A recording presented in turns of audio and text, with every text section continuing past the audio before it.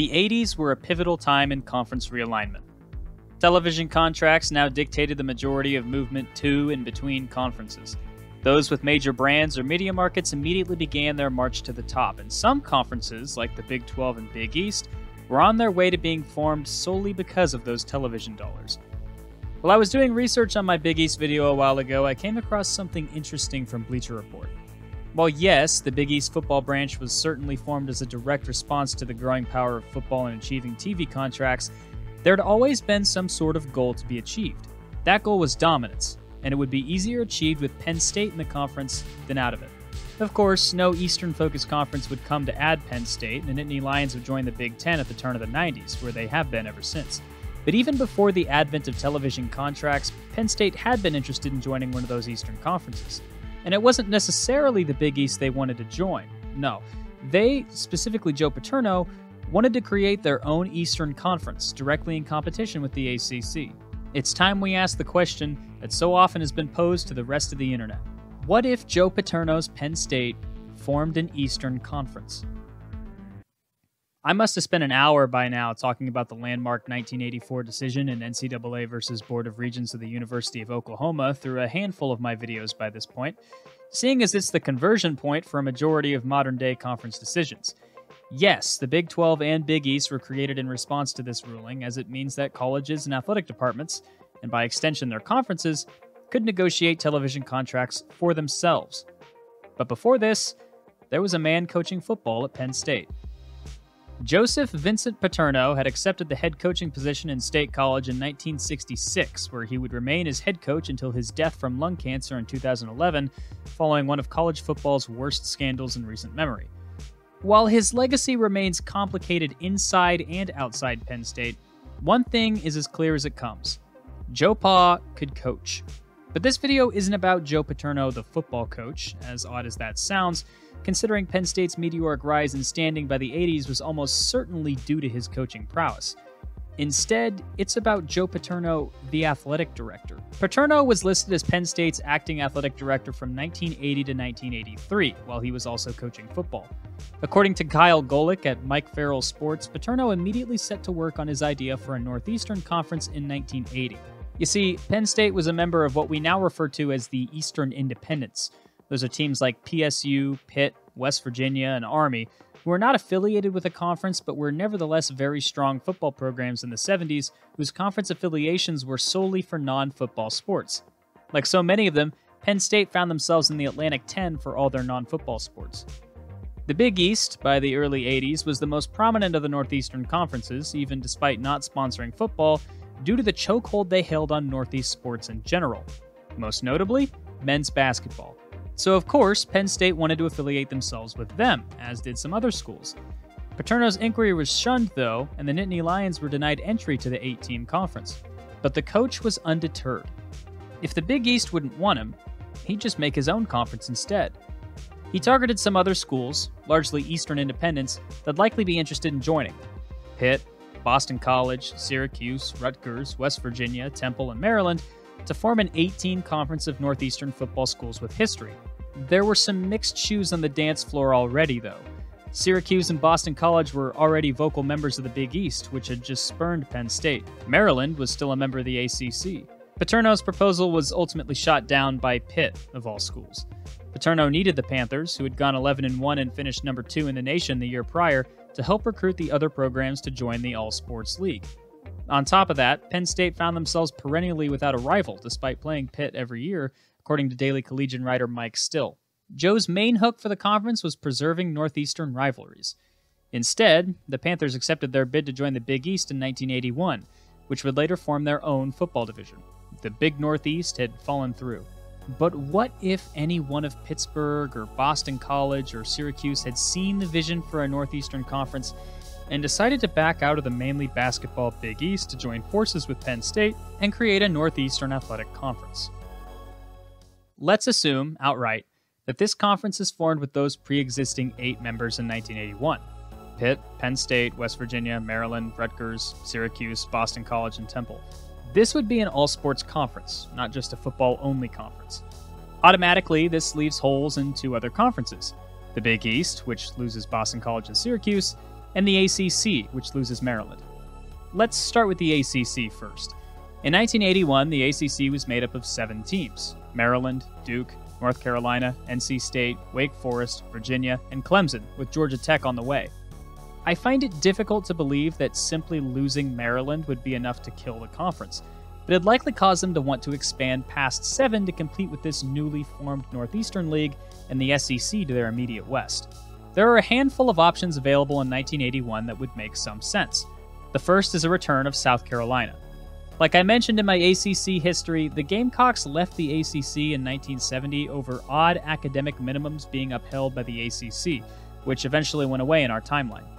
In this alternate timeline, out of fear of dissolution, I can assume the ACC would ease this in order to bring back South Carolina. Despite having eyes on the SEC, the Gamecocks wouldn't join for another 10 years, and a return to a conference that was begging to let them back in might seem appealing. As for other new ACC members, it's entirely possible that they stretch into Florida a little earlier, potentially grabbing Miami or Florida State earlier than they do in our timeline, especially after adding Georgia Tech. The Hurricanes had yet to reach their ceiling under Howard Schnellenberger by 1981, but were clearly on the road to getting there. They're more likely to join than Florida State, who by 1981 may be potentially eyeing SEC membership instead under Bobby Bowden. According to the Tallahassee Democrat, FSU's main interest in the ACC was their academics in 1990, but with the world shifting earlier, it's possible they continued to keep their eyes set on the SEC like it had been for years. Let's just say, for hypothetical's sake, that the ACC rushes to add USC as well as Miami and Virginia Tech, as those 3 schools would be more eager to join than Florida State, but they'd continue to hound FSU for years about joining the conference. That'd bring the ACC up to 10 members. A handful of alternate timeline theorists I encountered while doing research for this video noted that they believed Paterno's conference would target Florida State and South Carolina in the early 80s. I have to disagree with this, for one reason and one reason primarily. The conference seemed to be focused on regional rivalries. Florida State and South Carolina, as good as they were, had no connection to these Northeast schools. And remember, this is before the OU NCAA decision, so conferences were a little more focused on the teams inside them than television money. I find it way more likely that the Northeast would add Army, Navy, or even UConn, which was 1AA or FCS back then, than they would add those 2 schools. Now for the Big East, which in 1981 was built up of non-football schools like Georgetown, St. John's, Villanova, UConn, Seton Hall, and Providence, as well as Boston College and Syracuse. But with those 2 schools gone, it's entirely possible the Big East just keeps as normal, potentially adding more basketball-only schools, but abandons their football dreams. The question becomes what UConn does with their football program. It's not impossible to consider that UConn doesn't move their program up from 1AA to 1A as soon as they do in real life, continuing to focus on basketball instead of football. Of course, it's time to mention the butterfly effect. The OU versus NCAA decision will likely still come out in 1984, so conferences will still be trying to change and strengthen themselves with other members. Predicting how teams will recruit or change in different conferences borders on impossible, especially with a point of divergence this far back into the past. Will creating this Northeast League kick off a chain of events that leads to, say, the Big 12 never being formed, or the Big 10 adding Notre Dame, so on and so forth? I'm not sure. With South Carolina gone and Florida State refocusing on strength instead of academics, it's easier to see the Noles joining the SEC instead of the Gamecocks, with either Texas or Arkansas joining on the West, depending how different conferences' timelines shift with the news. With conferences moving to 12 and the rosters of available independent schools becoming significantly different by the time the 90s rolls around, I think it's likely both the ACC and Northeast try to expand further within their relative ranges. For instance, the Northeast and ACC may fight over targets like Cincinnati, Louisville, or UConn, as well as potentially either of the 2 Northeastern military academies. Smaller programs like East Carolina, or even teams further west like Memphis or Tulane, may find themselves in the ACC if Paterno's Eastern Conference had grown larger than them by that point. But if that were the case, it would seem more likely that the Northeastern Conference would crawl southward, taking programs like Virginia Tech and Virginia, which could spurn a chaotic mess of programs ditching the ACC for the SEC or Big Ten as early as 1990. Of course, the inverse is also possible if NEC teams leave for the ACC. It would just depend on which conference could attain the most success from 1981 to the 90s. My gut feeling is that the NEC wouldn't survive, and that the ACC's academic prowess would be enough to pry programs away. But for the sake of this particular video, I'm going to assume that this new conference survives to at least the mega conference era in the modern day. By this point, in 2020 onward, one can assume the Big 12 still loses its pieces and the Pac-12 still collapses somewhat. But the tug of war between the Northeast and ACC could almost become unnecessary, because as soon as mega conferences become ideal, Penn State is leaving for the Big Ten.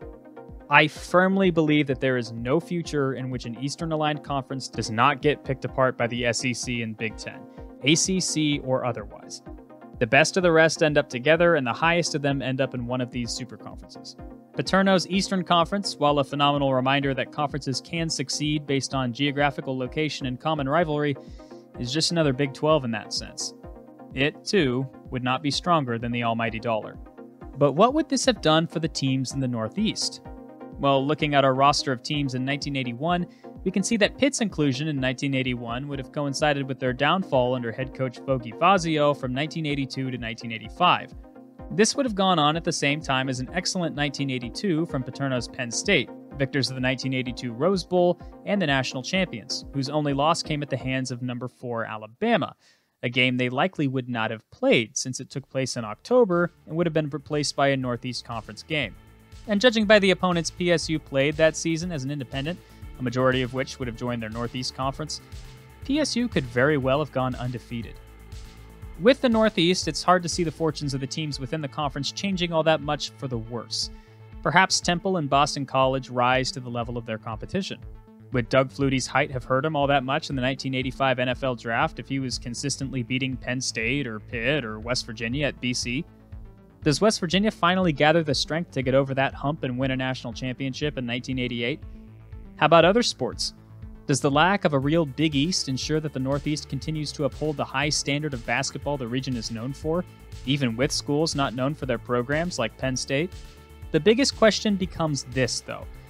With a designated Northeastern Conference, does college football become a more popular sport among Northeasterners, potentially taking the spot of college or even professional hockey? It seems like a long shot of a question, and maybe it is.